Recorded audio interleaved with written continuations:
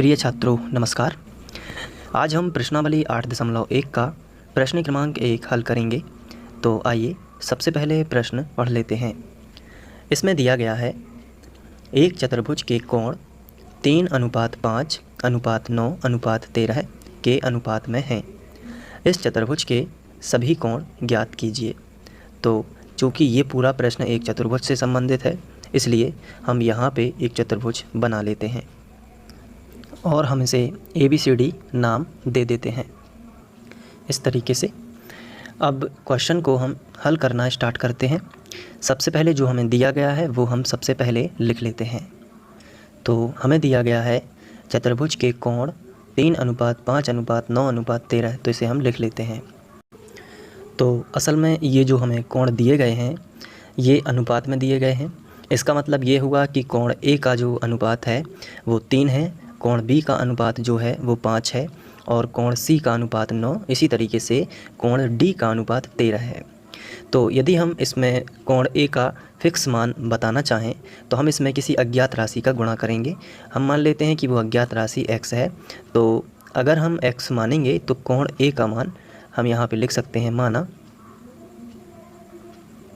ये अनुपात यहाँ पे हमें दिया गया है। तो हम यहाँ पे कोण A जो है इसे मान सकते हैं उसके अनुपात के आधार पर। जैसे यहाँ पे 3 लिखा है तो हम इसे 3x मानेंगे और यहाँ पे 5 लिखा है तो कोण B के लिए कोण B का जो मान हम लिखेंगे वो लिखेंगे 5x। इसी तरीके से कोण C का जो मान है वो हम लिखेंगे 9x। मतलब x का बस हम अज्ञात राशि जो x है इसका गुणा करते जाएंगे। इसी तरीके से कोण D बताइए कितना लिखेंगे, 13x। इस तरीके से हम पूरे के पूरे कोण लिख लेंगे। अब सवाल का जो आंसर है इसको और आगे बढ़ाते हैं। ये देखिए, ये एक चतुर्भुज है और चतुर्भुज के जो 4 कोण होते हैं, ये देखिए, ये कोण A जिसे हमने 3x माना है, कोण B जिसे हमने 5x माना है, कोण C जिसे हमने 9x माना है और कोण D जिसे हमने 13x माना है। अगर हम इन चारों को जोड़ दें तो चतुर्भुज के चारों कोणों का योग 360 अंश होता है। ये हमने स्टडी किया हुआ है। तो हम यहाँ पे लिखेंगे, हम जानते हैं कि चतुर्भुज के चारों कोणों का योग 360 अंश होता है। इस तरीके से हमने एक लाइन लिखी। अब हम इन चारों कोणों को जोड़ लेंगे, यानी कि कोण A प्लस कोण B प्लस कोण C प्लस कोण D, और इन चारों का योग 360 अंश होगा। लेकिन कोण A जो है इसको हमने 3x माना है, कोण B जो है इसको हमने 5x माना है। इसी तरीके से सबके मान हम रख देंगे। तो नेक्स्ट स्टेप में हम लिखेंगे 3x प्लस 5x, कोण C बताइए कितना माना है, 9x, और कोण D बताइए 13x। टोटल कितना होगा, 360 अंश। अब हम इन सबको जोड़ लेते हैं। तो इन सबको यदि हम जोड़ेंगे तो टोटल आएगा 30x। तो हम यहाँ पे लिखेंगे 30x बराबर का चिन्ह ज्यों का त्यों और 360। इसके बाद यहाँ पे आगे बढ़ते हैं। तो x के गुणा में 30 है तो गुणा वाली संख्या बटे में आ जाएगी। तो x बराबर आएगा 360 और ये गुणा के 30 बटे में आ जाएंगे 30 नीचे। 0 से 0 ऊपर नीचे का कट जाएगा तो x बराबर आपको मिलेगा 3 एकम 3 और 3 दूनी 6, यानी कि 12। x का मान हम हाईलाइट कर देंगे, यानी बॉक्स में बंद कर देंगे। अब हमें x का मान यदि पता है तो हम कोण A, B, C और D के परफेक्ट मान पता निकाल सकते हैं, क्योंकि x का गुणा इसमें भी है, x का गुणा इसमें भी है। तो सब में हम 12 का गुणा कर देंगे, क्योंकि x का मान कितना आया है, 12। तो हमें कोण A का मान पता चल जाएगा। तो हम यहाँ पे लिखेंगे, माना था कि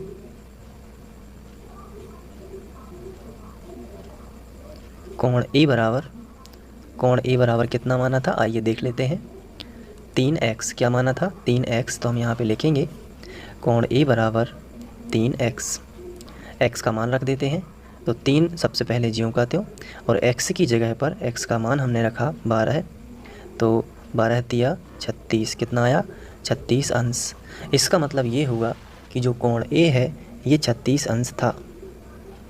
इसके बाद अब हम बात करेंगे कोण बी की, ठीक है।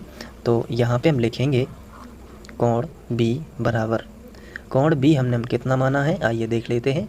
कोण बी हमने माना है 5x, तो हम यहाँ पे लिखेंगे कोण बी बराबर 5x। कोण बी बराबर 5, ज्यों कहते हूँ x की जगह पर हम 12 रखेंगे, 12 पंचे 60। तो इसका मतलब ये हुआ कि कोण बी जो है वो 60 अंश था। अब हम बात करेंगे कोण सी की, तो यहाँ पे लिखेंगे कोण सी बराबर कितना था 9x। तो 9 ज्यों कहते हूँ x की जगह पर 12 रख दिए, 12 नम्मा 108, 108 डिग्री, यानी कि कोण सी जो था वो 108 डिग्री था। इसके बाद हम बात करेंगे यहाँ पे कोण डी की, तो कोण डी हमने माना था 13x। तो 13 ज्यों कहते हूँ x की जगह पर 12 रख देते हैं, तो 156 आएगा, 156 डिग्री, क्योंकि 12 तिया 36 की 6 यहाँ से ला जाएंगे 3, 12 एकम 12 और 3 15, ठीक है। तो कोण डी आपका आया 156। अब आप अतः करके इन सभी कोणों के मान लिख सकते हैं। अतः कोण ए हमने निकाला कितना 36, कोण बी हमने निकाला 60 अंश, कोण सी हमने निकाला 108 अंश, और कोण डी हमने निकाला 156 अंश। और चित्र में जाके भी हम यहाँ पे लिख सकते हैं 156 अंश। इस तरीके से ये क्वेश्चन हल हो जाएगा। प्रश्न क्रमांक 2 हल करेंगे। तो आइए सबसे पहले प्रश्न पढ़ लेते हैं। इसमें दिया गया है कि यदि एक समांतर चतुर्भुज है इस तरीके से, और यदि इसके विकर्ण समांतर चतुर्भुज के जो विकर्ण हैं वो बराबर हों, तो पहला विकर्ण AC होगा और दूसरा विकर्ण ये BD होगा। तो इन्होंने कहा है क्वेश्चन में कि यदि समांतर चतुर्भुज के विकर्ण बराबर हों, यानी कि AC के बराबर यदि BD हो जाए तो वह एक आयत कहलाएगा। ये हमें सिद्ध करना है। और आयत कुछ इस तरीके से बनता है, और आयत के बारे में आप लोग भूमिका वीडियो में देख चुके हैं कि इसके सभी कोण 90 अंश के होते हैं इस तरीके से।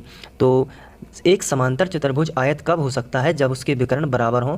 तो ये हमें सिद्ध करके बताना है कि यदि एक समांतर चतुर्भुज के विकर्ण जो हैं, इस समांतर चतुर्भुज ABCD के जो विकर्ण हैं यदि वो बराबर हैं, यानी AC BD के बराबर है, तो दर्शाइए कि वह एक आयत है। यानी कि विकर्ण बराबर हैं तो हमें ये दिखाना है कि वह एक आयत होगा। तो इसके लिए हम एक चित्र बनाएंगे जो समांतर चतुर्भुज जैसा ना होकर आयत जैसा होगा, क्योंकि फाइनली आयत ही होगा वो, ये हमें सिद्ध करना है। तो इसके लिए चलिए अब हम इसका हल स्टार्ट करते हैं। तो इसके लिए हम एक आयत से मिलता जुलता यहाँ पे एक चित्र बना लेते हैं और इसे हम ABCD नाम दे देते हैं। इसके बाद हम एक विकर्ण AC और दूसरा विकर्ण BD दोनों खींच लेते हैं। सबसे पहले जब हम AC विकर्ण इस तरीके से खींचते हैं तो एक त्रिभुज बन जाता है ADC, आप देख सकते हैं ADC।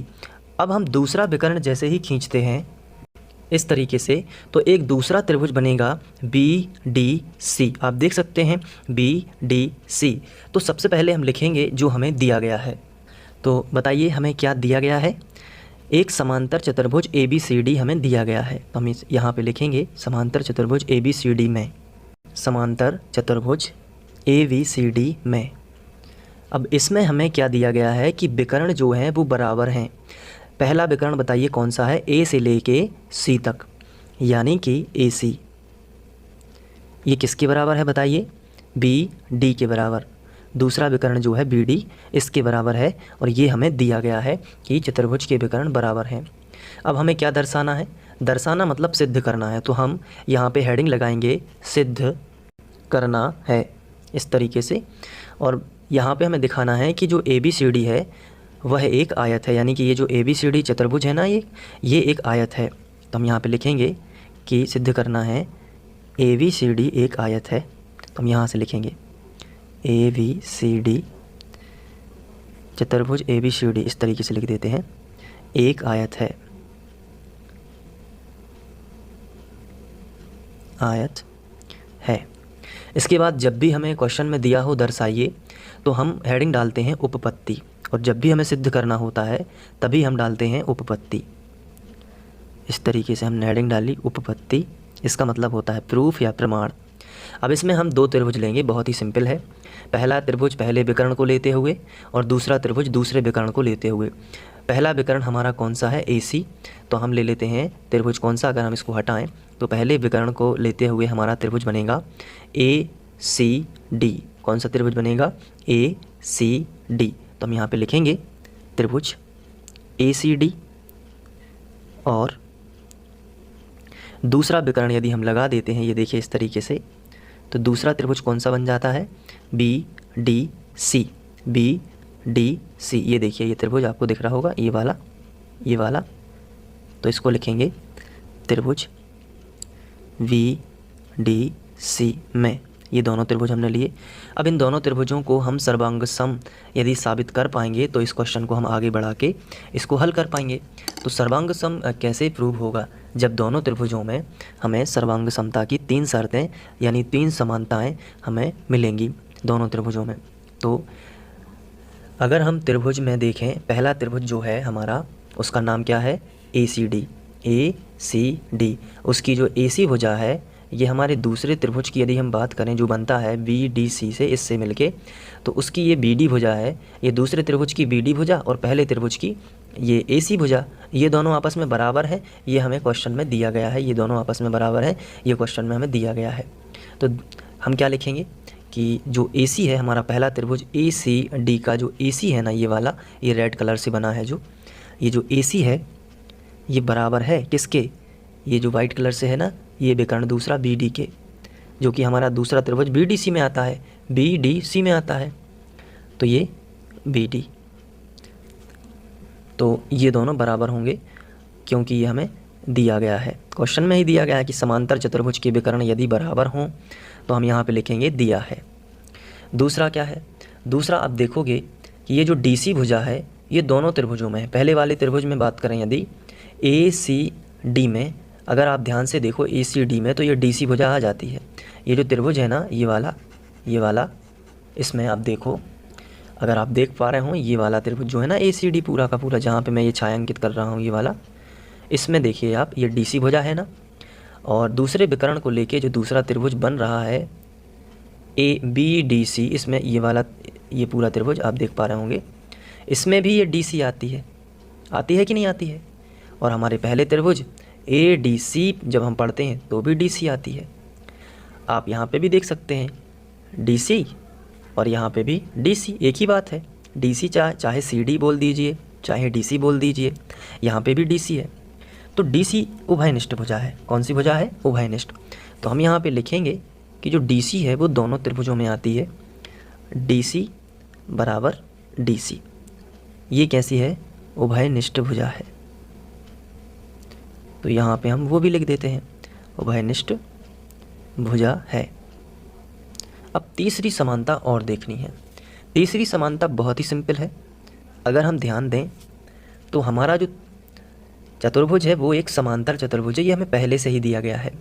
और समांतर चतुर्भुज की जो सम्मुख भुजाएं होती हैं ना, ये वाली, ये कैसी होती हैं, बिल्कुल बराबर। समांतर होने के साथ साथ कैसी होती हैं, बराबर। तो अगर हम ACD त्रिभुज की बात करें, अगर हम ACD त्रिभुज की बात करें तो उसकी ये वाली भुजा AD जो है, वो AD जो है ये बराबर होगी समांतर चतुर्भुज की दूसरी भुजा BC के, और दूसरी भुजा BC इस वाले त्रिभुज में आ जाती है BDC में। ये देखिए आ गई ना BC। तो दोनों त्रिभुजों में पहले त्रिभुज में AD आती है और दूसरे त्रिभुज में BC आती है। तो AD और BC आपस में कैसी हो जाएंगी, बराबर, चूँकि ABCD एक समांतर चतुर्भुज है, एक समांतर चतुर्भुज है।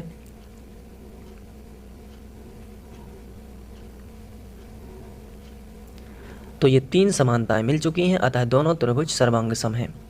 इसलिए त्रिभुज ACD सर्वांग सम है त्रिभुज BDC के। और ये सर्वांग सम क्यों हुए, क्योंकि भुजाएं तीनों समान हैं, यानी भुजा भुजा भुजा सर्वांग समता से। और जब ये सर्वांग सम है तो इनके संगत अवयव भी बराबर होने चाहिए। तो संगत अवयव में यदि हम बात करें हमारे त्रिभुज ACD की, तो इसका ये वाला कोण दूसरा त्रिभुज जो बन रहा है बी डी सी, इसका ये पूरा सी कोण, जैसे यहाँ पे ये पूरा डी है ना, वैसे ही इस वाले त्रिभुज में ये पूरा सी होगा। तो हम कह सकते हैं कि ये जो कोण डी है और ये जो कोण सी है ये आपस में बराबर होंगे। क्यों होंगे? क्योंकि ये वाला कोण आता है हमारे त्रिभुज ए सी डी में, जो हमने लिया था ए सी डी में ये वाला कोण आता है, और जो हमारा दूसरा त्रिभुज है बी डी सी में, इसमें ये वाला कोण आता है।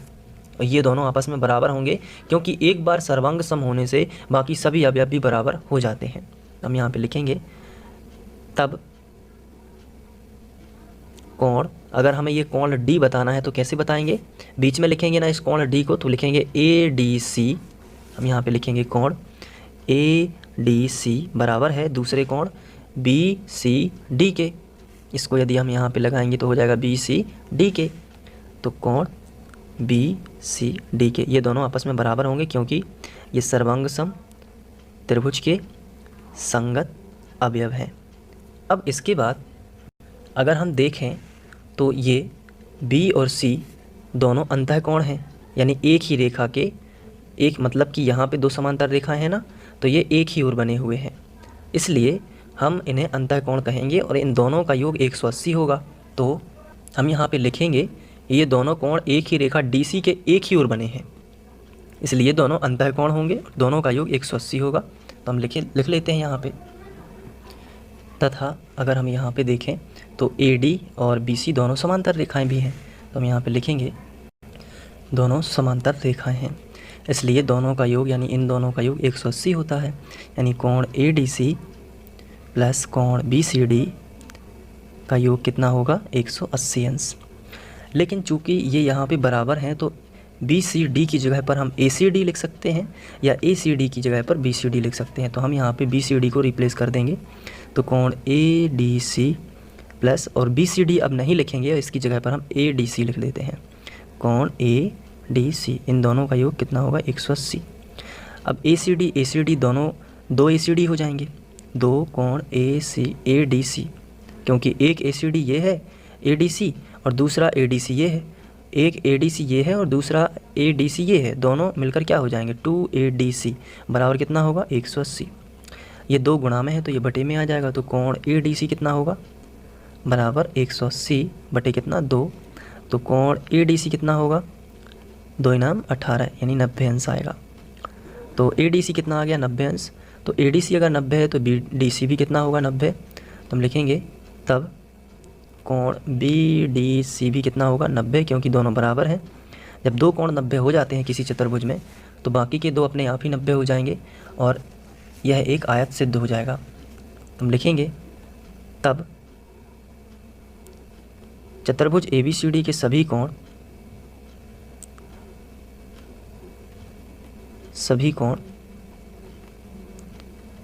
90 अंश के होंगे और चतुर्भुज ABCD एक आयत होगा, और इस तरीके से ये सिद्ध हो जाएगा। तो अब आप इसे नोट कर सकते हैं। मैं ये वाला बैकग्राउंड फाइनली खींच देता हूँ, ये देखिए। तो अब आप इसे नोट कर लीजिए और अपनी नोटबुक में लिखकर एक बार प्रैक्टिस ज़रूर करिए।